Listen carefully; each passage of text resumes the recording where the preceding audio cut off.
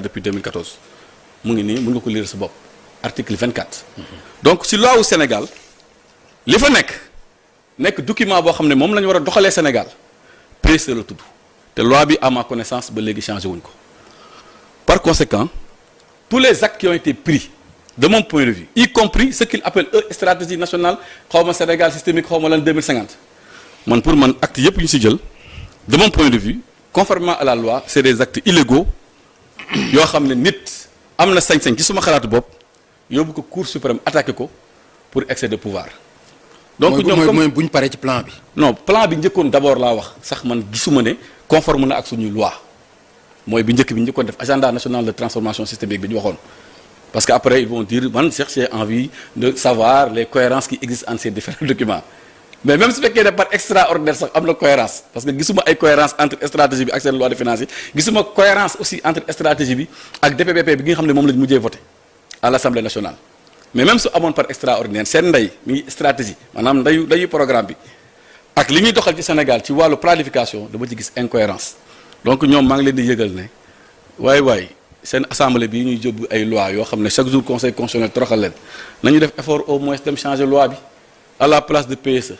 ñu dugal ci au moins stratégie de Sénégal systémique pour au moins être conforme avec la loi loolu da lay wane ne ñii xamuñ sax fu ñu jëm xamuñ lu ñuy def xamuñ lu ñuy wax ci ay caaxaan la ñu nekk donc sénégalais dañ xam ne sur le plan purement légal et d'ailleurs même dans les faits c'est ça qu'ils font PSE mooy dox ba léegi PSE mooy dox ci fait ci li ñuy gis PSE mooy dox ci li loi bi wax léegi nag jox naa leen yoon boo xam ne maa ngi am yaakaar que au plus tard d'ici le mois d'octobre dinañ corriger seen loi bii et premier ministre bi nga xam ne moom dafa newoon ñàkk loi bu dëppoo ak yoon muy règlement intérieur bu assemblée. moo ko teree dem assemblée su fekkoon maay moom ma respecté loi dina respecté loi bii ba li ma bëgg def vendredi ma bàyyi ba ñu voté loi bii ba ñu changé loi bii ma koy soog a def su fekkee ne effectivement li ñuy wax ni ça s'inspire de leur programme stratégie nationale de développement bi ñuy wax su fekkee effectivement c'est véritablement un programme économique. léegi nag vice de forme nga ci gis quoi. non vice de fond laa la njëkk wax. si le terme est conséquent yaa ngi dégg. non vice d'abord c'est important fondement bi ci kaw mooy problème bi maanaam yuq bi moo njëkk problématique sans avant lii nag di ñëw léegi nag wax naa la koo xam ne chaque 4 mois mu changer programme te yéen ñii seen télé bi fii yéen su fekkoon ne chaque 4 mois ngeen changer programme bu yàggee télé bi kenn dootu ko suivre ti Sénégal yaakaar naa yow TFM depuis presque 10 ans wala 15 ans wala 20 ans ñëpp xam nañ ne le rendez-vous mercredi la avec Papa Ngagne Ndiaye mais su fekkoon chaque 2 mois 3 mois 4 mois ngeen changé kenn ku bees andi ku bees yaakaar naa bu yàggee sénégalais yi dañ leen xeeb donc nii nag nañ moytu loolu nañu góorgóorlu li ñu waxoon ne moo mun nekk muy solution dañoo waxoon ne libre solution da ngay ibbi rek soo xiifee sax soo ibbee da ngay suur loolu la ñu waxoon loolu la jaaxal Sénégal ñu da ngay ibbi solution gis ko solution moom mu jiitul nekk solution wala boo ko ibbee ay feuille blanche nga fa fekk ñu jékki-jékki nañu projet ba nekkatul projet ñu andil ñu agenda national Sénégal systémique xaw ma lan mujjatul nekk agenda c'est un agenda sans date c'est un agenda sans acte c'est un agenda sans projet un agenda nul et non avenu qu'on change aujourd'hui avec un plan de redressement boo xam ne si lu ma yàpp seen bopp la ñu redresser ak li jot a def te mu bon la ñuy redresser mais pas redresser Sénégal. d'accord alors Pape mais xam nga ni wax naa la ko tout à l'heure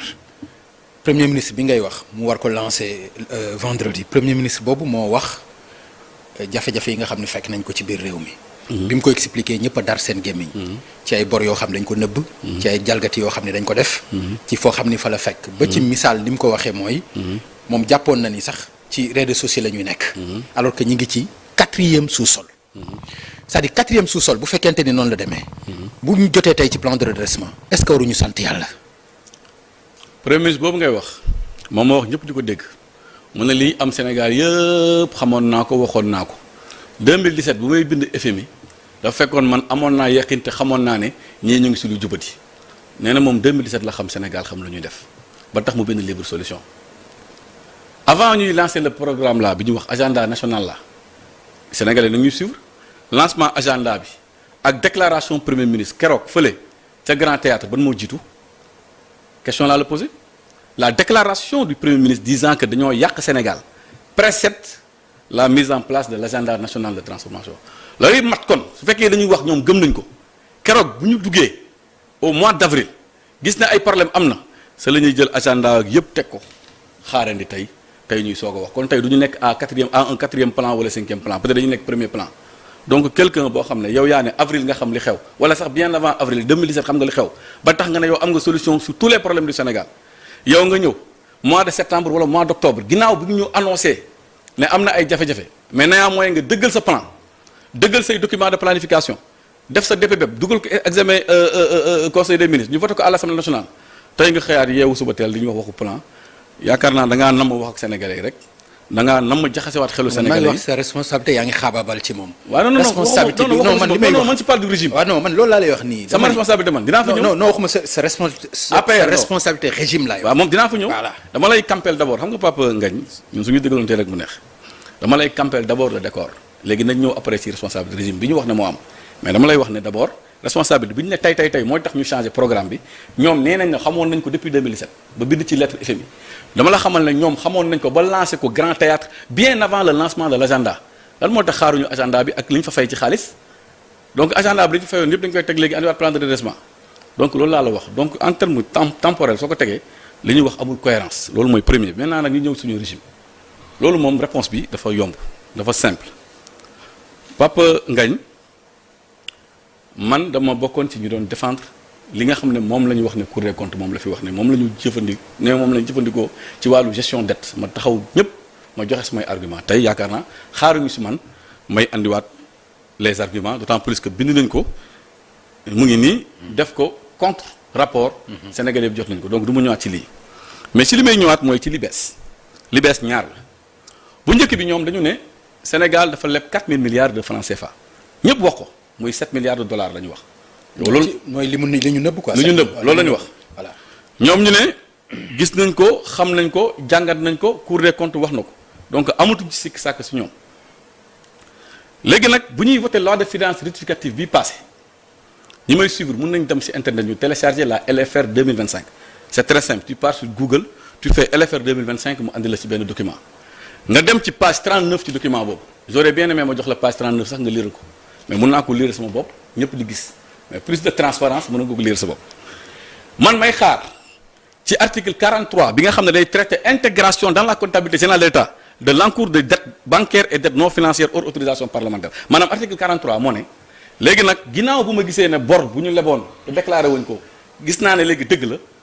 ñu jàpp ne ñun 4000 milliards la léegi ñoom dañoo ne seen loi de finances rectificative léegi jot na nag ñu dugal ko suñuy loi pour mun ko constater mu nekk statistique bu ñu consacré léegi waaye article 43 bu ma ko lire page 39 dañu ne sont autorisées l'intégration et la régularisation dans le compte de l'État des dettes bancaires et dettes non financières haute autorisation parlementaire ainsi qu'il suit may xaar 4000 milliards mooy li ñu doon wax ni lu ñu nëbb la mujj na feeñ quoi. est-ce que mën nga ko expliquer loolu. waaw léegi ñoom. dañu ne ñoom am na bor bu ñu leboon ñun ñëpp ñu jàpp ne 4000 milliards la. ñu ne nag comme que léegi ñëpp leer na suñu bopp dañ ko war a intégrer maintenant dans le budget de l'État sous forme de loi avec benn article bu clair pour wane ne léegi ñun bor bi ñun ñëpp nañu d'accord ne léegi dugg na suñu comptabilité loolu la ñuy dugal fii article 43 Papa Ngagne man may xaar 4000 milliards ñu andil ma 2000 milliards te loi la ñoom ñoo ko voté à l'Assemblée nationale donc dama simple laaj ana 4000 milliards yu au lieu de 2000 milliards yi waaw laaj laay laaj wala entre temps dañoo calculer waat affaire yi jógee 4000 milliards ñëw ba 2000 milliards question la mu ngi nii document public amul lu ñu ciy nëbb ku nekk mën na ko xool man dama samp laaj ne leen yéen nan ngeen jógee 4000 milliards ñëw ba 2000 milliards donc loolu wane na ne tergiversation mu ngi am foofu ñu dugal ci loo xam ne man gisuma ko ci rapport bi maanaam dette non financière maanaam bor boo xam ne xam nga dette non financière sax man dama am problème pour traduire ko en wolof dette non financière xam nga dette moom en principe dafa war a nekk financière ñu wax ne secteur de l'énergie surtout si aussi tamit secteur BTP man may laaj loolu arriéré la wala lan la wala dette la c'est des questions fondamentales yoo xam ne ñoom dañ leen ciy xaar pour ñu leeral ñu ko loolu mooy par rapport ak li ma wax ne y a de la tergiversation il y a de la manipulation autour du rapport de la Cour des comptes lii moo ko wane jusqu'à ce que nag ñoom ñu wax ñu lan moo tax ñu dugal 2000 milliards ci vote loi boo xam ne ñoom ñoo ko def te dugaluñ 4000 milliards. d'accord mais rapport bi nga xam non mais rapport bi Mozart war a def. waaw foofu laa jëm. waaw boobu xëy na dina la indil say réponse foofu laa jëm buñ ci paree. foofu laa jëm. léegi nag Cour des comptes deful rapport IGF moo def rapport Cour des comptes jël rapport bi travaillé ko retraité ko commenté ko ñu ne nag problème bi yépp principalement ci dette bi la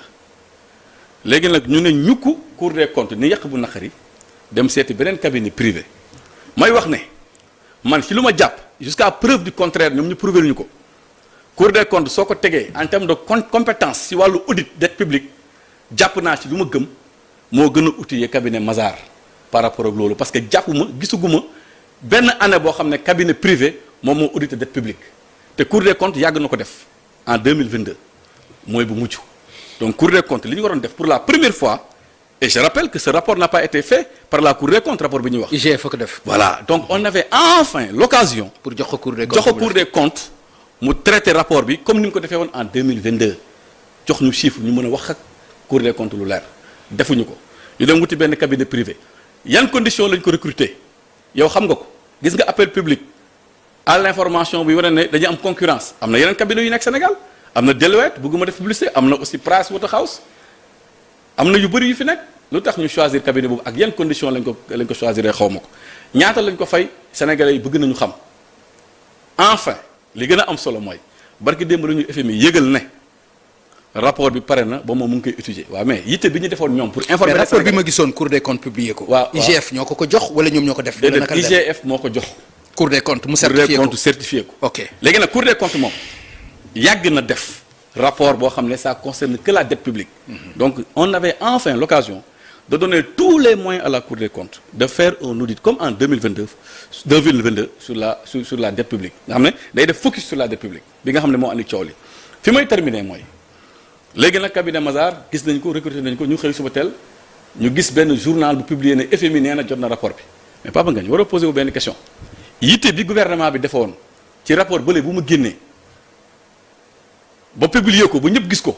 ñu naan nañ ko traduire en bambara nañ ko traduire en séeréer nañ ko waxtaan ci penc yi nañ ko waxtaanee lan moo tax defuñu yitte boobu pour jël lii nga xam ne moom la Mazars def bàccaat ko ci internet bi ñëpp jot ci lu tax defuñu ko su ko defee yow nga am sujet à traiter nga invité leen ne leen ah Mazars nee na lii ñun tamit aussi comme que ay nit ñoo ko def ay malaaka defuñu rapport bi de ay nit ko def yoo xam ne dañu am bëgg-bëgg FMI aussi ñoo leen ko demandé. waaw non parce que FMI parce que c'est normal aussi FMI ñoo leen ko demandé su paree ñoom lañ ko war a jox. ba léegi normalement waxuma loolu. ok rapport Cour des comptes bi dañ ko publier ñëpp jot ci. non loolu leer na. yemuñu ci de point de presse. waaw expliqué bii mais bii laa la expliqué aussi. question laa lay poser. waaw non xam nga du question nga ma war a poser li ma lay wax tam lu waaw léegi li may wax sénégalais xam nga sénégalais yi ci boppam xam nañu ne amoon na problème ci li nga xam ni mooy compte yi. waaw FMI ne leen dette bi ngeen di wax expliqué leen ñu ko ñoom jàpp nañu ne Mazars moo leen gën a doy parce que peut-être Cour des comptes wala feneen même système bi moo fa nekk ba tey. man dama jàpp ne Cour des li may wax yaa ngi koy dégg bu baax. waaw lay tontu. mais kon bu fekkente ni ñoom ñoo ko commandé mais ñoom lañ ko war a jox ñu mais dama lay tontu ne la man si lu ma gëm jàpp ko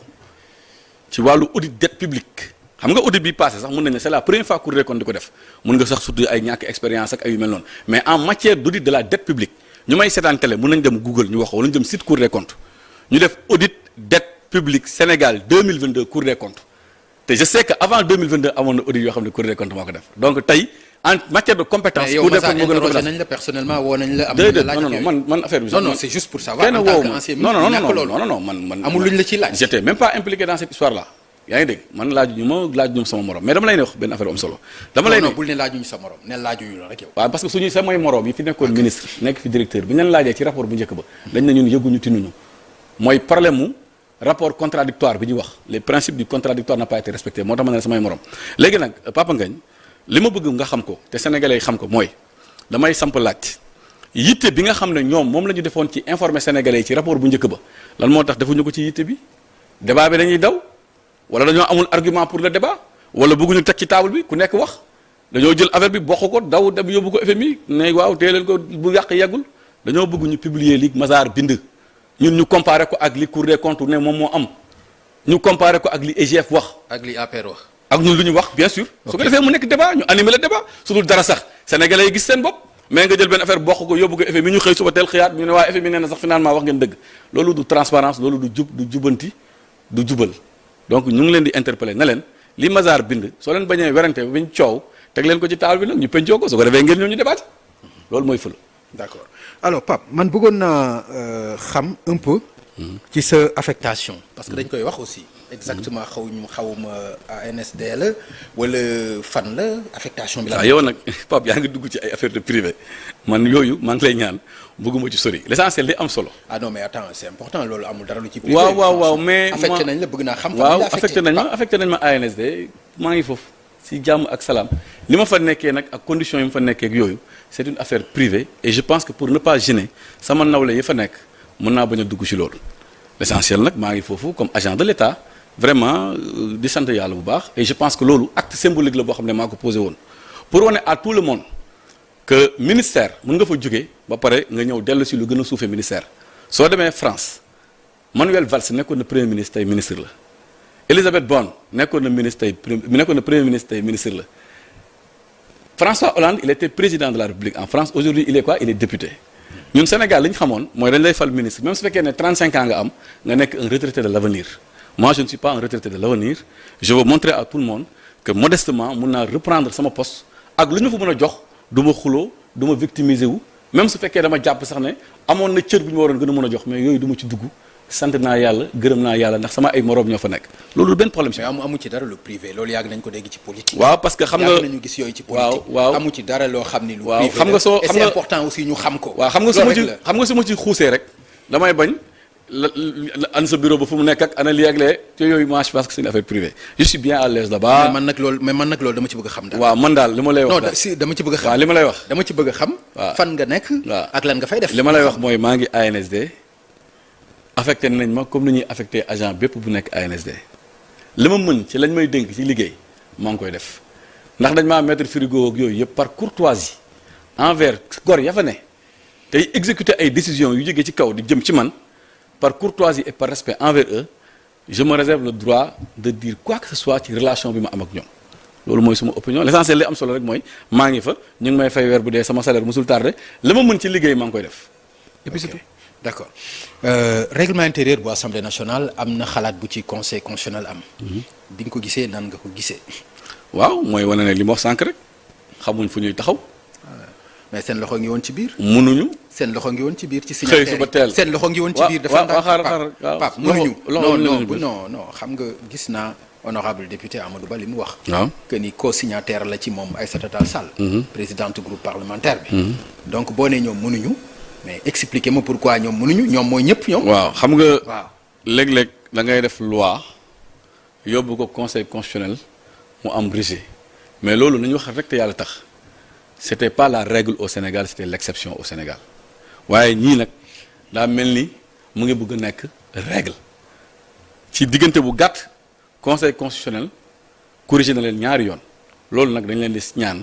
nañ koy moytu waaye nag dañu moytu aussi. yenn juristes yi nga xam ne dañ leen di dugal ci guta voilà loolu rek laa ci mën a wax dëgg yàlla. Aïssata bi ñu ci tudd nag. waaw déet Aïssata ni nga ko ci tuddee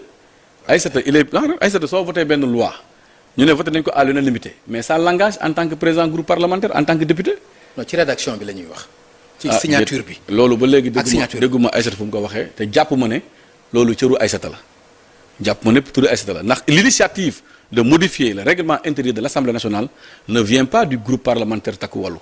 il vient du groupe parlementaire Pastef bi nga xam ne moo nekk Assemblée nationale ñoom nag suñu incompétent yi ba dugal ci Aïssatou d'abord nañ ci jàpp ne kon donc Aïssatou kon donc mooy def la liggéey du groupe parlementaire de Pastef loolu déjà aveu d'échec la waaye jàpp naa ne yegguñu foofu sax ndax Aïssatou est un très grand juriste jàpp ma ne forfaiture boobu bokk na si man loolu laa jàpp loolu laa gëm jusqu'à ce que nag moom wax le contraire. tey ci conseil des ministres président de la république jël na ay projet de loi yoo xam ni jàpp nañu ne war nañ ko yóbbu assemblée nationale bokk na ci lu aju ci wàllu OFNAC lu aju ci wàllu lanceur d'alerte yi lu aju ci déclaration de patrimoine aussi ci la bokk ak je pense am na beneen quatrième mais gis nga lan nga xalaatee projet de loi yooyu nga xam ni jàpp na ni daar dañ ci war a jublu ci assemblée nationale. waaw xam nga projet de loi moom dafay consolider démocratie wala état de droit wala mu déconsolider ko. man nag gisaguma contenu projet de loi yooyu pour mën a xam ndax yii day jëmal mbir mi kanam wala déet. am na nag projet de loi boo xam ne ñu ngi ko doon xaar boobu léegi mooy projet de loi buy criminaliser homosexualité boobu nag vraiment itte bi ñu def ci yii suñ ko defoon ci moom yaakaar naa dépassé nañ ko.